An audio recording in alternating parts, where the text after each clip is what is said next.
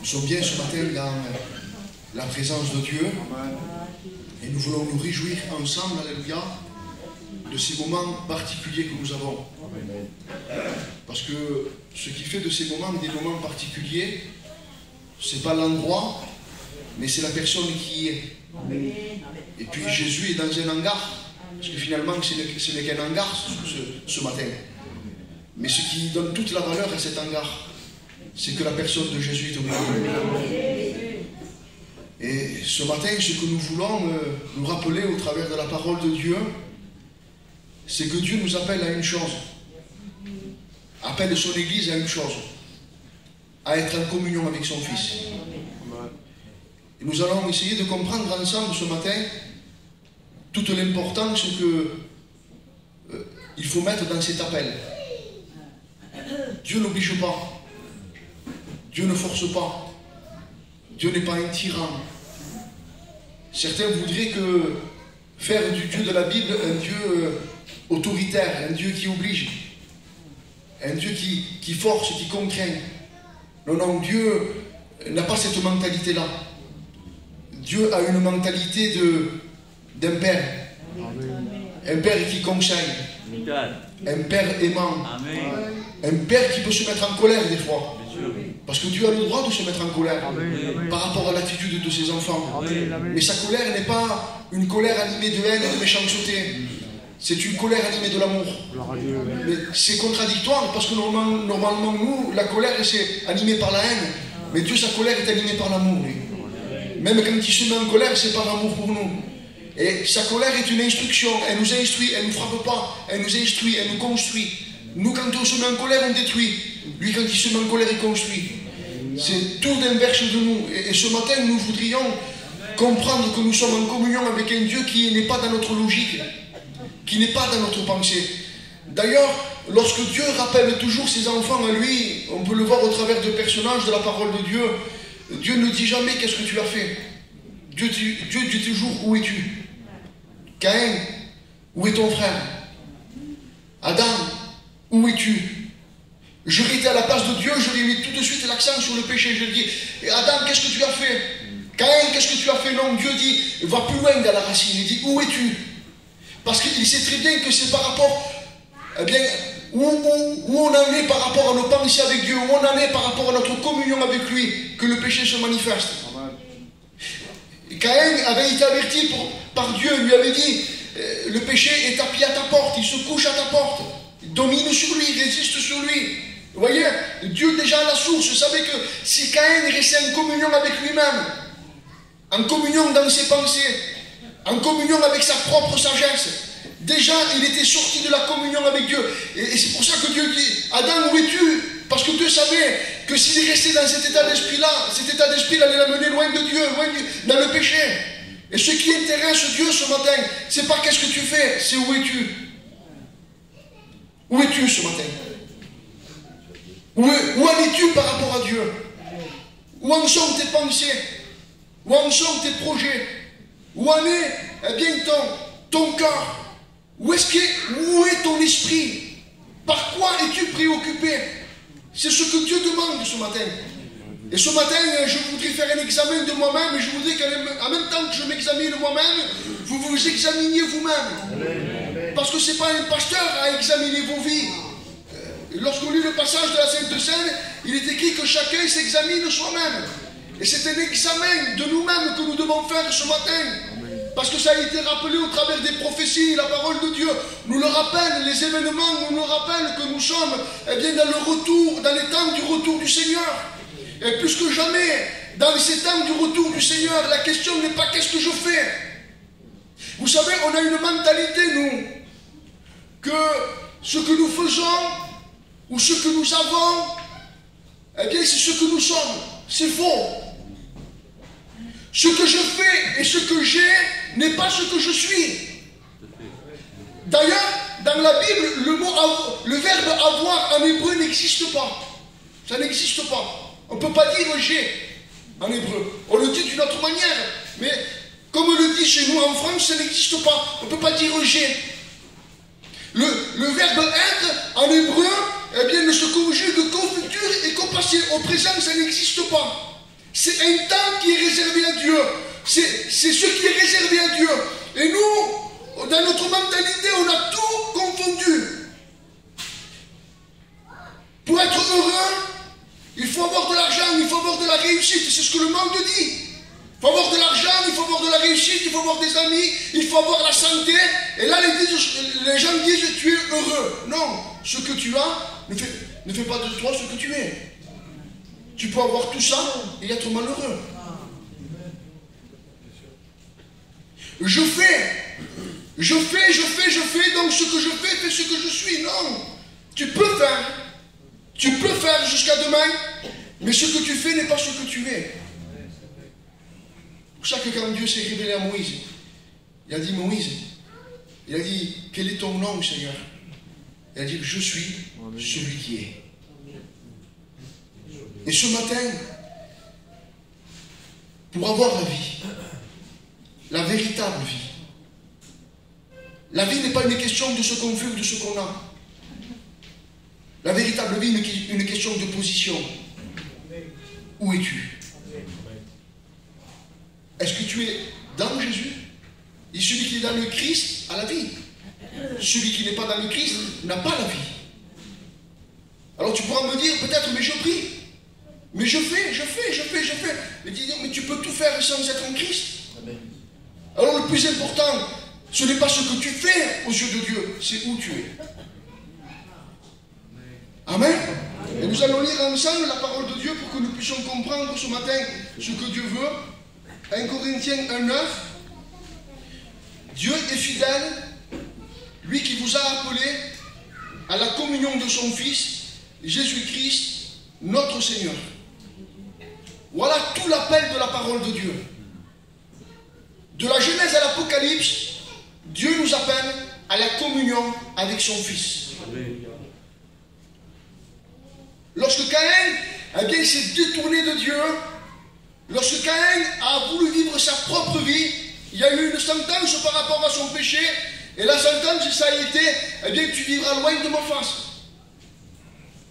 C'est une des sentences, il y en a eu d'autres, mais une qui on retient le plus, c'est tu vivras loin de ma face. Qu'est-ce que Caïn a essayé de faire? Il dit, il est parti dans un pays, et il dit, et c'est au travers de lui que toute notre civilisation du monde est calquée. Il a créé le fer, il a créé l'industrie, il a créé des instruments de musique. Toute la génération de Caïn a créé le monde qu'on vit aujourd'hui. Parce qu'il a voulu, changer la présence de Dieu, il a voulu changer l'absence de Dieu par tout un tas d'autres choses. Oui. Et le monde dans lequel on vit essaye de remplacer l'absence de Dieu par tout un tas d'autres choses.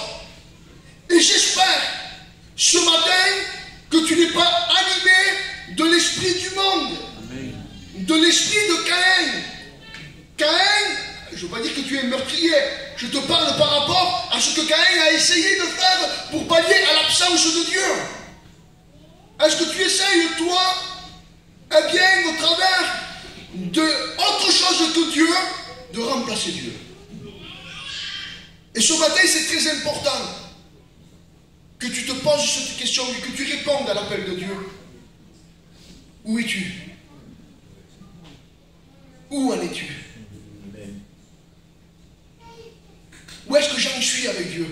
Alors certains me répondront, je ne comprends pas cette question, moi. Parce que je viens à la réunion. Parce que je chante des cantiques. Et vous voyez, nous, on a toujours cette mentalité, ce qu'on fait et ce qu'on est. Tout à fait faux. Dieu ne te dit pas, qu'est-ce que tu fais? Dieu te dit où tu es. Parce qu'on peut venir dans ce lieu, on peut même prier, on peut même prendre la Sainte Seine, je peux même prêcher la parole de Dieu, mais ne pas être, en Dieu, ne pas être, mes pensées, ne pas être préoccupé pour lui. Mon mode de vie, mon style de vie ne correspond pas à ce que Dieu prenne toute la place, parce que Dieu ne veut pas 50% de notre vie. Amen. Ni 70, ni 80, ni 90. Il va dire, sache que moi je suis un Dieu jaloux et que ce que je veux c'est tout ton cœur. Amen. Amen. Dieu n'a pas une partie de notre vie, Dieu veut toute notre vie. Alléluia. Et nous devons nous rappeler ce matin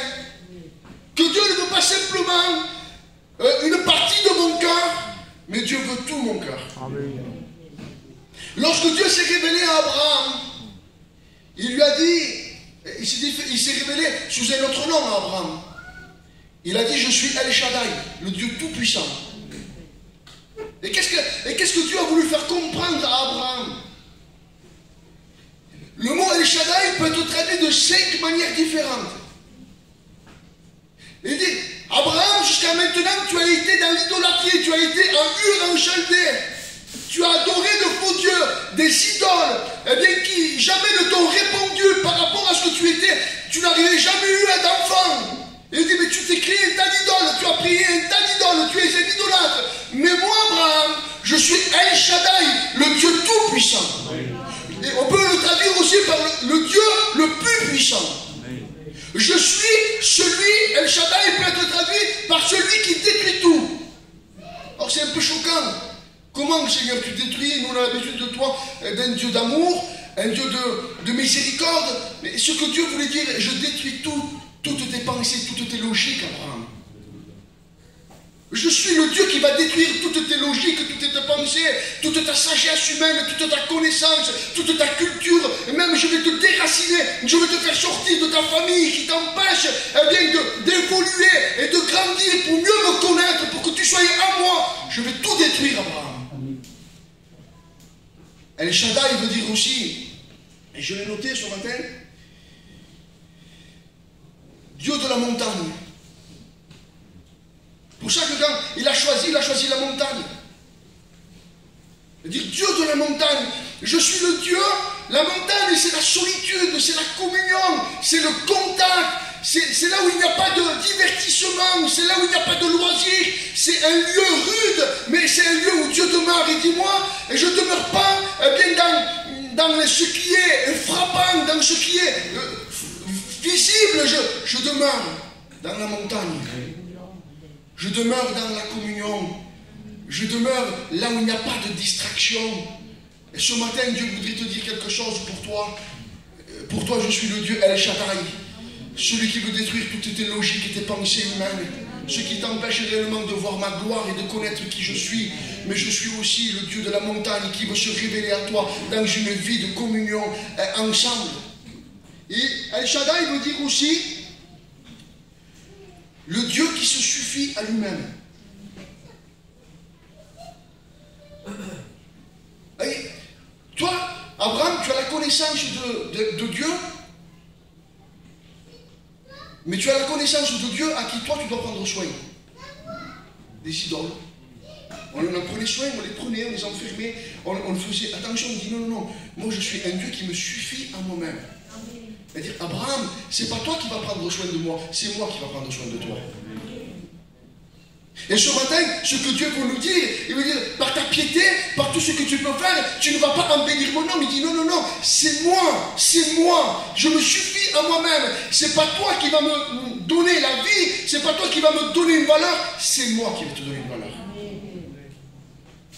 Et il y a une autre traduction qui veut dire aussi, je vais le dire avec mes mots parce que ça fait honte de le dire au milieu de nous, ça veut dire le Dieu qui donne la vie.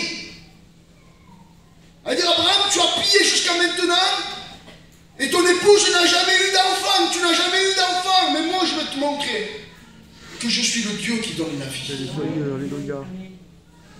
C'est vrai. Ce matin, peut-être que tu demeures dans un état de stérilité spirituelle. Pourquoi? Parce que jusqu'à maintenant, je ne sais pas ce qui s'est passé, mais peut-être que tu as laissé la place à la logique, au raisonnement humain, et sans t'en rendre même compte, on peut se faire un idole de nous-mêmes, que personne ici ne se croit sage à ses propres yeux. Amen. Amen.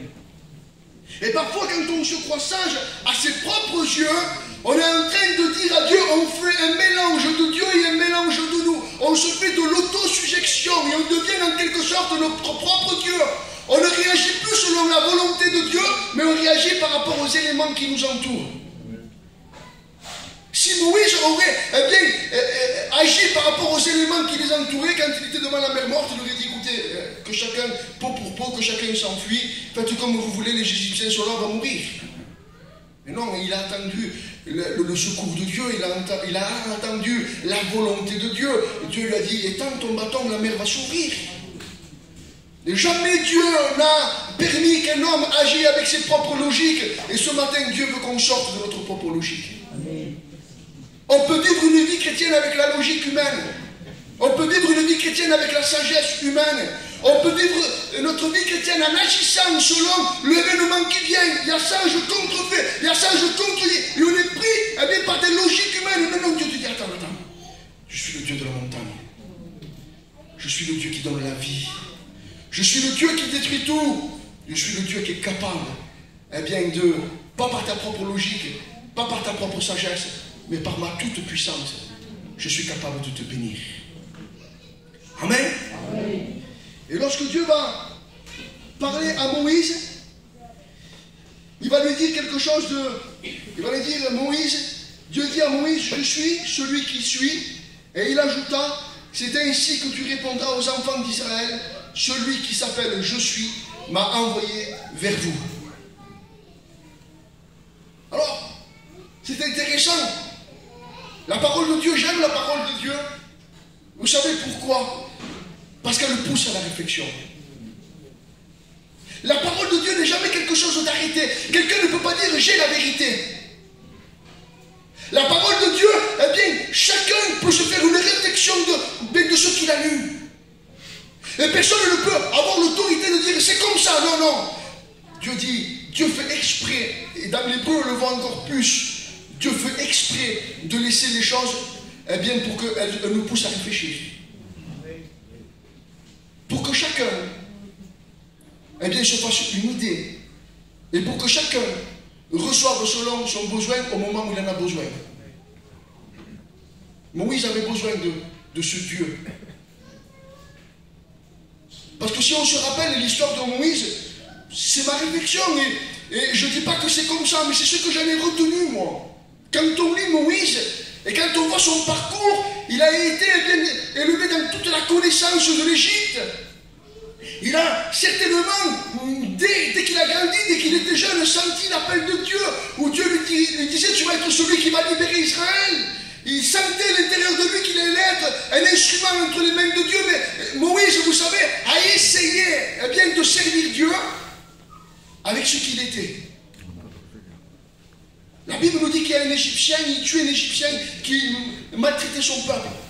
Il voulait le servir avec sa force. Il y a deux personnes de son peuple qui se disputent. Moïse vient et il essaye d'arranger la paix, de mettre la paix. Et l'homme lui dit, mais qui t'a établi chef? Il prit peur. Il a essayé par la force, il a essayé par sa connaissance. Parce qu'il croyait que ce qu'il avait et ce qu'il faisait allait faire de lui ce que Dieu voulait. Ce matin, tu peux être l'homme le plus intelligent, l'homme le plus sage, l'homme le plus, je ne sais pas moi, qui voit les choses, le plus prévenant. Mais laisse-moi te dire qu'avec toutes ces choses-là, Dieu n'en a pas besoin. Ça met même un obstacle et un frein à la volonté de Dieu.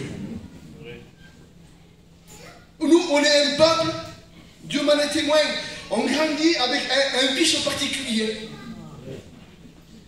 On voit que nos enfants ne sont pas normaux, ils ne sont pas comme les autres. On voit qu'on est un peuple à part et qu'on n'est pas comme les autres. Nos enfants, ils ont 5-6 ans. Quand on voit les enfants d'une autre, on va dire, des sédentaires, et quand on voit le nôtre, on voit que ce n'est pas pareil. Il y a un vice particulier que même avec l'évangile, de moins en moins, on leur inculque les choses d'avant, mais ils l'ont naturellement. C'est en eux, c'est ancré, c'est dans les gènes. Et en tant que gitan, on a un orgueil qu'on sait tout, qu'on connaît tout, qu'on pense tout. On est le peuple le plus intelligent en étant le moins instruit. On n'a jamais été à l'école, mais on est le plus intelligent. Qu'on est au milieu de nous, et les gens, l'homme sinon sait de qui je vais parler, il y avait un homme à Montpellier, maintenant il est chrétien, il était capable par sa capacité, et même à bien endormir des docteurs, des avocats. Pourtant il n'avait jamais été à l'école, mais par sa nature, par son savoir-faire, par sa subtilité, par sa ruse, il était capable bien d'endormir des hommes très instruits. Et est-ce qu'on ne remettrait ça pas dans l'évangile, non? Est-ce qu'au milieu de nous, on ne serait pas animé dans cet état d'esprit où nous, on est le meilleur, on sait plus, on connaît plus, on sait tout, on voit tout, on connaît tout, on sait plus que le pasteur, on sait plus que l'ancien, on sait plus que ceci, on sait plus que cela. Je te dis, mon ami, ni toi ni moi nous savons. Parce que l'évangile ne se conduit pas avec une logique humaine. L'évangile se conduit selon l'Esprit de Dieu. Pour ça qu'il dit, je prendrai les choses folles de ce monde. Dis ce que tu crois, toi le moins où tu mets de l'importance, c'est là moi que je vais te bénir. Vous voyez, c'est toujours une question de place. Où es-tu? Lucifer, la Bible dit, il était, eh bien, parmi les pierres étincelantes, il était rempli de sagesse, c'était un ange aux ailes déployées. Vous voyez, la Bible dit, mais il a voulu changer de place. Il était dans une place quand même qui était déjà assez considérable, mais lui, il a dit, tu mettais même le saut à la perfection au ciel. Tu étais le saut de la perfection dans le ciel. Pas mal déjà. Mais il a voulu aller plus haut, il a voulu changer de place. Il a voulu être comme le Dieu très haut. Et ce matin, qu'est-ce que nous voulons? Où est-ce que nous en sommes? En sommes-nous? Où? Est-ce qu'on est dans un état d'esprit où on veut être en communion avec Dieu? Parce que celui qui est en communion avec Dieu est quelqu'un de saint. Il est dépouillé de sa nature. Il est dépouillé de ses ambitions. Il est dépouillé de ses pensées. Il est dépouillé de ses logiques. Pourquoi? Parce que quand il dit que nous sommes en communion avec lui, c'est Christ qui vient en nous. Et si Christ vit en nous, nous sommes morts et nous n'existons plus. Et la Bible veut nous rappeler ça. Moïse, qui es-tu, Seigneur? Moïse, je suis celui qui est. C'est moi la vie, Moïse. C'est moi qui vais te donner la capacité, Moïse. C'est avec moi que tu y arriveras, Moïse. C'est pas avec ton savoir-faire, ton intelligence, ta religiosité, tout ce que tu veux toi, toutes tes pensées, toutes tes logiques. Non, non, non, Moïse, tu vas arriver à être le libérateur d'Israël avec ma force. Avec moi. Pour Dieu, il existe deux catégories de personnes. Celui qui a la vie et celui qui ne l'a pas. Et il dit, jusqu'à maintenant, Moïse, tu n'as pas eu la vie. Mais aujourd'hui, Moïse, je suis celui qui est. Et je vais faire de toi, Moïse, ce que tu n'es pas capable de faire. Ce matin, on a besoin de se dépouiller de notre nature charnelle. J'ai noté un texte, je crois que c'est Romains 7, 18. Car je sais que le bien n'habite point en moi, c'est-à-dire dans ma chair, parce que j'ai la volonté de faire le bien, mais je ne parviens pas à l'accomplir. Amen. Où en es-tu? Tu te confies en ta chair? Ou est-ce que tu te confies en Dieu? Est-ce que tes pensées sont en Christ? Ou est-ce que tes pensées sont en toi-même? Est-ce que tout ce que tu fais, c'est pour Christ? Ou est-ce que tout ce que tu fais, c'est pour toi-même? Est-ce que tout ce que tu as... D'ailleurs, c'est choquant parce qu'en hébreu, on ne dit pas on a. Parce qu'on sait très bien que tout ce qu'on a, c'est par rapport à Dieu. Rien ne nous appartient. Mais nous, dans notre mentalité ici, en France, dans les pays qui nous entourent, on dit toujours on a. On a, ça nous appartient, c'est à moi, c'est à moi. Dans la pensée de la Bible, ça n'existe pas, ça. Tout ce qu'on a, c'est une grâce. Amen. Ça ne nous appartient pas. Alléluia. Même le souffle de vie qu'on a n'est pas à nous. Dieu nous l'a prêté. Amen, amen. Et nous, on a la prétention de dire c'est à moi. Non, non, rien n'est à toi. C'est vrai, amen. Et rien n'est à moi. Tout lui appartient. Amen. Vous savez, quand je lis la Bible, eh bien, je me rends compte qu'on a des pensées très différentes de ce que la Bible dit. Nous, quand on parle du futur, on dit par exemple, il faut aller de l'avant. C'est ce qu'on dit. Le futur, pour nous, c'est devant. Et le passé, c'est derrière. Eh bien, dans la Bible et dans la pensée hébraïque, c'est le contraire. Le futur est derrière. Et mais pourquoi le futur est derrière? Parce qu'il ne le voit pas. Et le passé est devant. Pourquoi? Parce qu'il le voit. Donc, pour eux, ils sont plus logiques que nous. Ils disent le passé est devant.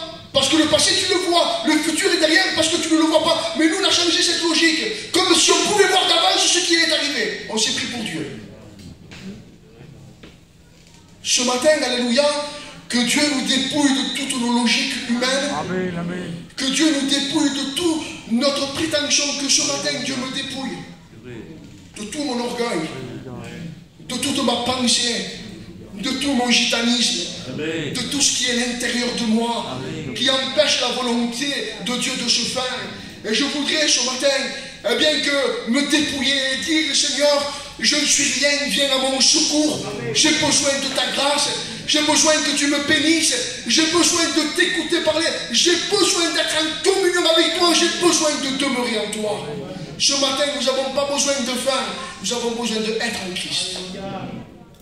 Et ce matin, il faut que tu comprennes que tout l'appel de Dieu, eh bien, c'est être en lui et demeurer en lui.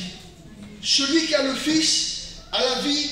Celui qui n'a pas le Fils de Dieu n'a pas la vie. Alors,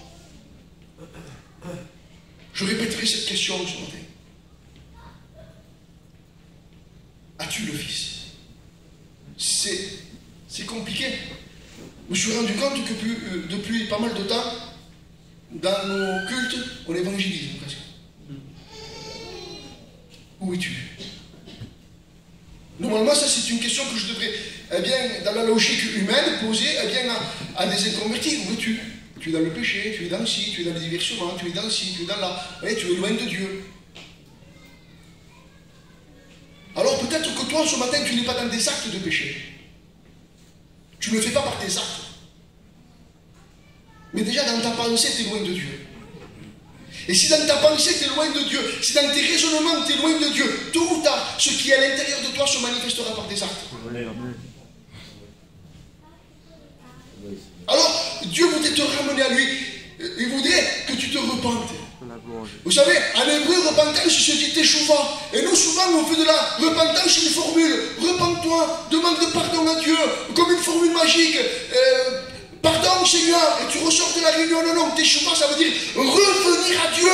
Ça veut dire retourner à lui. Ça veut dire pas simplement formuler une prière, mais ça veut dire qu'il y a un demi-tour dans tes pensées, dans tes actes. Et tous tes actes et toutes tes pensées montrent que tu es dans un état de repentance continuelle. Ce matin, on a besoin d'être dans un état de repentance continuelle. Il ne faut pas qu'on se laisse tromper par l'ennemi en disant, bien là, je suis arrivé à tel niveau de sainteté, à tel niveau de sanctification. Donc là, je n'ai plus besoin de faire un teshuva, je n'ai plus besoin de rien apprendre, j'ai la connaissance de tout, je sais tout, j'écoute des messages pour m'entretenir, mais en réalité, je n'ai pas besoin de faux, tu n'as pas besoin de t'entretenir, tu as besoin d'être détruit, reconstruit.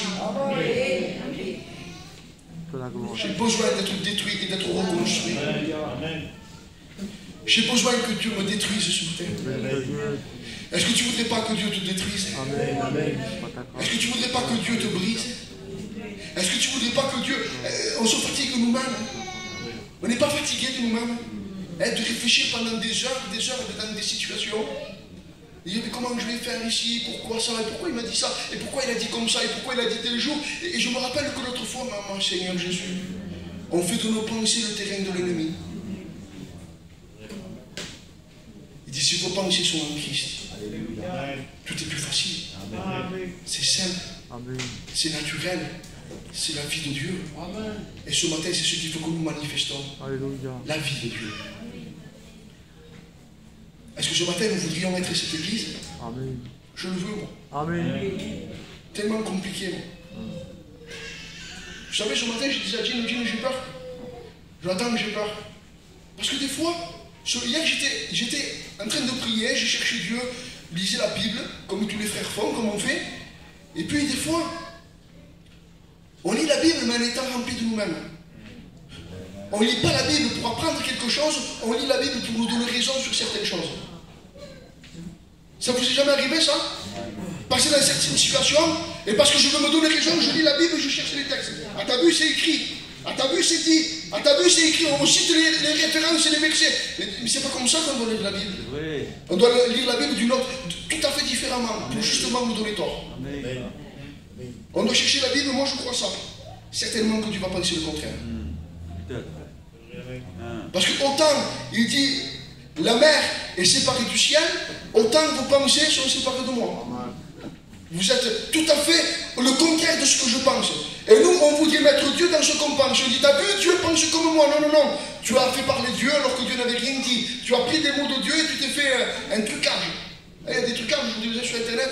On prend un personnage, on dit des paroles et on voit que c'est lui qui les a dit. C'est des trucages, des montages. On truque la parole de Dieu.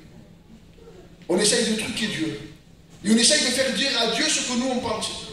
Alors que Dieu c'est tout à fait le contraire. Notre parcours terrestre est un parcours où Dieu s'emploie à nous détruire. Pourquoi Dieu veut nous détruire? Parce que la source numéro 1 qui nous fait du mal, c'est nous. J'étais en train d'écouter l'évangélisation qu'a fait Noé vendredi dernier. Il a dit quelque chose. Il a dit, j'étais dans un casino, je sentais des mauvais esprits.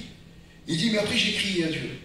Mais quand il a crié à Dieu, ni le casino, ni l'endroit où il était, ni l'état d'esprit, l'atmosphère qu'il y avait n'a pu l'empêcher que Dieu se manifeste. Vous comprenez? Alors la source numéro 1 que Dieu regarde, c'est notre cœur. C'est pas l'endroit, c'est pas ce qui t'entoure. C'est ton cœur. Et si ton cœur veut Dieu, tu peux être dans un endroit, eh bien, une situation la plus pénible que tu veux toi, la plus difficile que tu veux toi. Mais si tu dis, Seigneur, viens à mon secours, j'ai besoin de toi. Seigneur, je ne veux pas raisonner avec ma logique, je ne veux pas raisonner avec mes raisonnements, mais je veux que toi, Seigneur, te laisser faire et me laisser conduire. Alors Dieu bénit. Est-ce qu'on est prêt ce matin à lâcher prise? Le mot Yahvé, je suis celui qui est, c'est le nom imprononçable de Dieu, c'est le tétragramme qu'on appelle. Il y a 4 mots en hébreu. Il y a le yod, le hé, le vav et le hé. Le yod, c'est l'action de Dieu sur le physique, c'est l'action de Dieu sur l'humain. Et ce que Dieu est en train de dire à Moïse, Moïse, il faut que moi, j'agisse dans ta vie. Et le hé, c'est le symbole de la fenêtre, c'est un monde qui s'ouvre. Jusqu'à maintenant, le monde céleste, le monde divin t'était fermé, Moïse. Mais moi, je vais agir dans ta vie pour t'ouvrir à ce monde.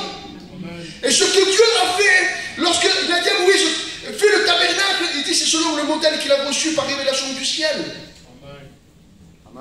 Il dit, mais toi, Moïse, eh bien, tu ne peux pas par toi-même, tu n'y arriveras pas par tes capacités, tout ce que tu es, Moïse, tu ne peux pas. Mais moi, je vais agir par ma main dans ta vie, je vais semer ma parole, je vais semer mon esprit dans ta vie, et je vais t'ouvrir au monde céleste.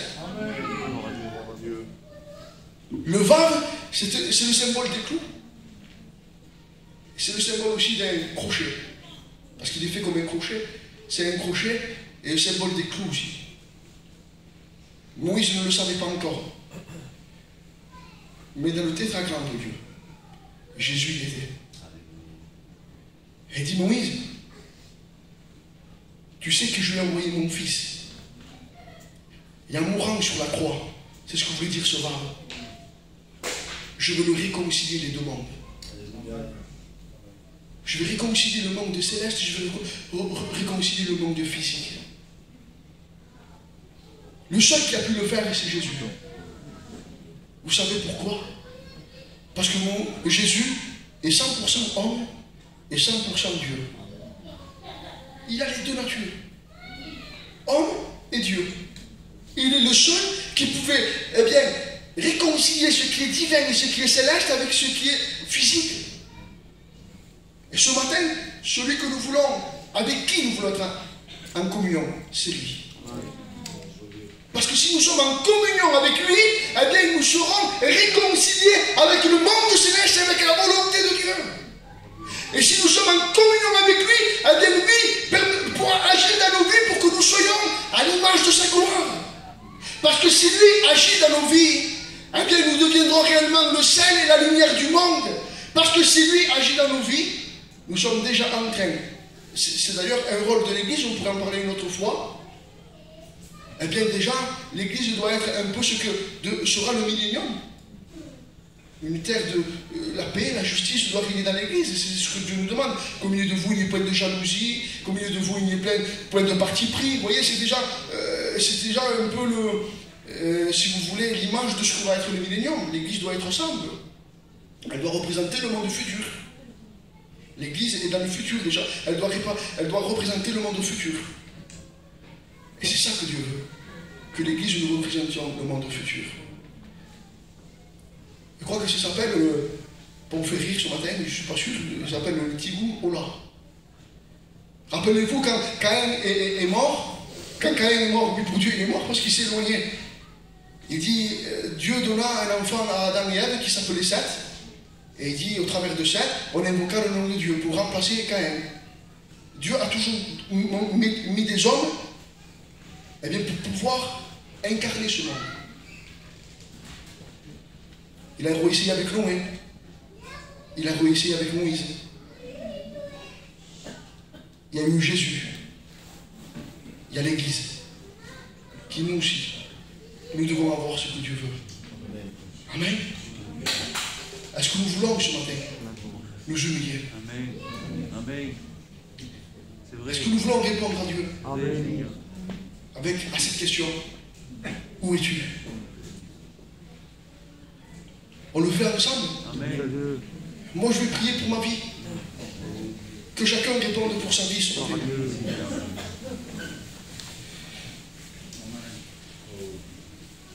Seigneur, c'est devant toi que je suis ce matin. Et je réalise, Seigneur, que bien souvent, dans mes pensées, dans mon cœur, dans ce que personne ne voit, je suis éloigné de toi. Ah Dieu, aie miséricorde envers ma vie. Seigneur, je veux revenir à toi. Pas simplement à 80 ou à 70%, mais à 100%. Je veux te laisser toute la place. Pardon, Seigneur, pour mon gitanisme, pour ma chair, pour mes raisonnements, pour mes logiques. Pardon de me croire plus sage que mes frères. C'est vrai, Jésus. Plus sage que toi, Seigneur. C'est vrai, Seigneur. À moi, il n'existe aucune sagesse. Pardon, Seigneur. C'est toi qui es sage. Et c'est toi, Seigneur, qui rends les hommes intelligents. Rends-moi intelligent selon ta volonté, Seigneur. Rends-moi humble. Seigneur, que ta volonté se fasse pleinement dans ma vie. Détruis-moi ce matin pour mieux me reconstruire, Seigneur. Bénis mes frères. Seigneur, que ta parole ce matin ne soit pas pour nous un sujet de condamnation, mais qu'elle soit pour nous un sujet de revenir à toi. Tu les bénis, Seigneur, tu les conduis ce matin. Et tout ce que nous voulons faire, Seigneur, nous voulons le faire dans ta volonté, dans le nom de Jésus.